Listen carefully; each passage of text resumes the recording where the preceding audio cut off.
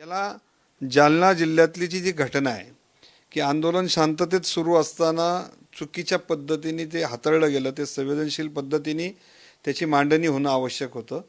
अनावश्यकरित्या लाठीमार आणि त्या ठिकाणी झालेली दगडफेक ही निंदनीय घटना झाली आणि त्याच्यातून समाजामध्ये मोठ्या प्रमाणात असंतोष झालेला आहे. त्या असंतोषाचे पडसाद सगळ्या राज्यामध्ये आज उमटत आहेत. त्यामुळे गांभीर्याने सर्व राजकीय पक्षांनी तिथं भेटी जशा देत आहेत तसं तुम्हाला निर्णय घेण्यासाठी जे काही विधिमंडळाचं व्यासपीठ आहे त्या विधिमंडळाच्या पटलावर हा ताबडतोब निर्णय घ्या, जो काय घ्यायचा आहे तो. मराठा आरक्षणावर जालन्यातील घटनेनंतर राज्यभर त्याचे पडसाद उमटत आहेत. समाज तीव्र झालाय, परंतु सरकार तीनदा चर्चा केलं, चर्चा निष्फळ झाल्यात. सरकार आता अधिवेशनाची तयारी करते. तुम्हाला काय वाटतं, याच्यातून काय मार्ग काढावा लागेल? कारण परिस्थिती सध्या हाताबाहेर जाताना दिसते महाराष्ट्रात. नाही, जेव्हा परिस्थिती हाताबाहेर आणि अतिसंवेदनशील होती त्यावेळेस राज्यकर्ता हा कोणत्याही समाजाचा, धर्माचा, पक्षाचा असो, या सगळ्या लोकांनी राजकारण न करता ताबडतोब ह्या बाबतीमधले निर्णय घेण्यासाठी आवश्यक ती जी प्रक्रिया आहे ती त्वरित पूर्ण करावी आणि तातडीने ह्या बाबतीतला रिलीफ द्यावा. कारण परिस्थिती एकदा हाताबाहेर गेल्यानंतर तुम्ही किती उपचार केले त्याला काही अर्थ राहत नाही. अधिवेशन घ्यायची तयारी सुरू आहे, म्हणजे होऊ शकतं, तर त्याच्यातून काही भेटू शकतं का? कारण आता राजकीय आरोप प्रत्यारोप सुरू झाले, त्याने पेटवलं, त्याने पेटवलं, म्हणजे विरोधक आणि सत्ताधाऱ्यात, आणि त्याचा फायदा, समाजाचा फायदा कुण्या राजकीय नेत्याने घेऊ नये असं वाटतं का? मग आता महाराष्ट्राच्या सामाजिक रचनेमध्ये मराठा समाज हा आत्तापर्यंत राज्यकर्ता समाज म्हणून होता आणि त्यामुळे त्याचे प्रश्न दुर्लक्षित केले गेले, हे लक्षात घ्या पहिलं. त्यामुळं मराठा जेवढे नेते आत्तापर्यंत तयार झाले त्यांनी इतर समाजाच्या प्रश्नांकडे लक्ष देताना आपल्या समाजाच्या प्रश्नांवर थोडं कमी लक्ष दिलं. का? तर प्रो मराठा त्यांना समाजामध्ये प्रतिमा तयार करायची नव्हती.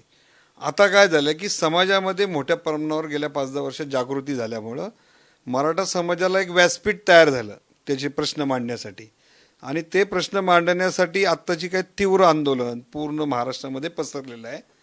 याला जालना जिल्ह्यातली जी घटना आहे की आंदोलन शांततेत सुरू असताना चुकीच्या पद्धतीने ते हाताळलं गेलं, ते संवेदनशील पद्धतीने त्याची मांडणी होणं आवश्यक होतं. अनावश्यकरित्या लाठीमार आणि त्या ठिकाणी झालेली दगडफेक ही निंदनीय घटना झाली आणि त्याच्यातून समाजामध्ये मोठ्या प्रमाणात असंतोष झालेला आहे. त्या असंतोषाचे पडसाद सगळ्या राज्यामध्ये आज उमटत आहेत. त्यामुळे गांभीर्याने सर्व राजकीय पक्षांनी तिथं भेटी जशा देत आहेत तसं तुम्हाला निर्णय घेण्यासाठी जे काही विधिमंडळाचं व्यासपीठ आहे त्या विधिमंडळाच्या पटलावर हा ताबडतोब निर्णय घ्या, जो काय घ्यायचा आहे तो. जो लाठीचार्ज झाला त्याला जबाबदार कोण आहे असं वाटतं? कारण आज ठाकरे गटाचे काही नेत्यांनी राज्यपालांची भेट घेतली आणि मुख्यमंत्री आणि उपमुख्यमंत्र्यांचे राजीनामे घ्यावेत अशी मागणी केली. याच्यामध्ये जे काय त्या ठिकाणचे व्हिडिओ आलेत त्यांना रात्री 2 वाजता घेऊन जाण्यासाठी पोलीस त्या ठिकाणी गेले. पोलिसांना विरोध झाला. ते म्हणले आम्ही सकाळी येतो.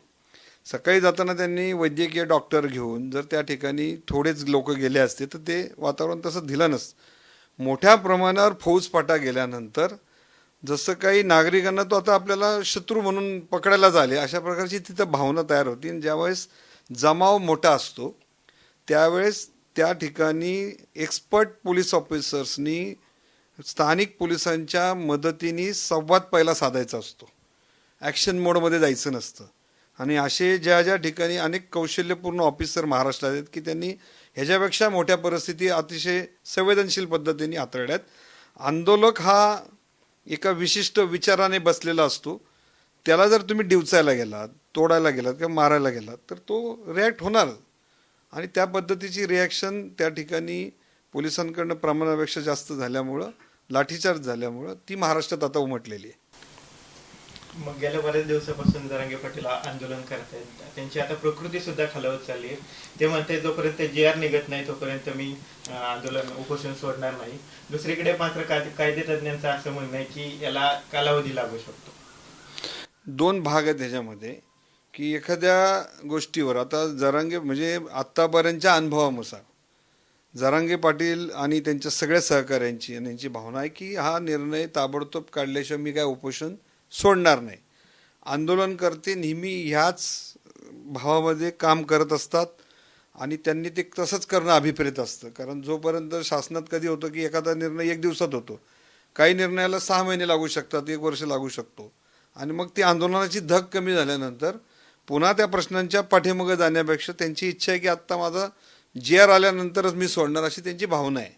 पण याच्यातनं राज्य शासनाचं शिष्टमंडळ माझ्या माहितीप्रमाणे 3 वेळा त्या ठिकाणी जाऊन आलेलं आहे, 4 वेळा गेलं मला वाटतं. आज काहीतरी कॅबिनेटची बैठक आहे, त्या कॅबिनेटच्या बैठकीमध्ये निर्णय लवकरात लवकर काय येतोय त्याची आपण वाट बघायला पाहिजे.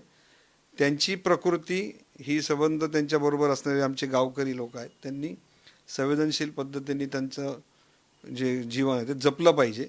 कारण शेवट कार्यकर्ता हा महत्त्वाचा असतो आणि तो समाजाचा ठेवा असतो आणि हा ठेवा जपणं हे सगळ्यांचं कर्तव्य आहे.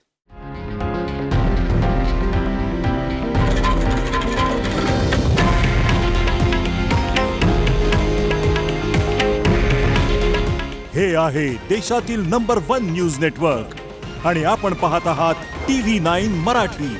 काळजी तुमची, हित महाराष्ट्राचं.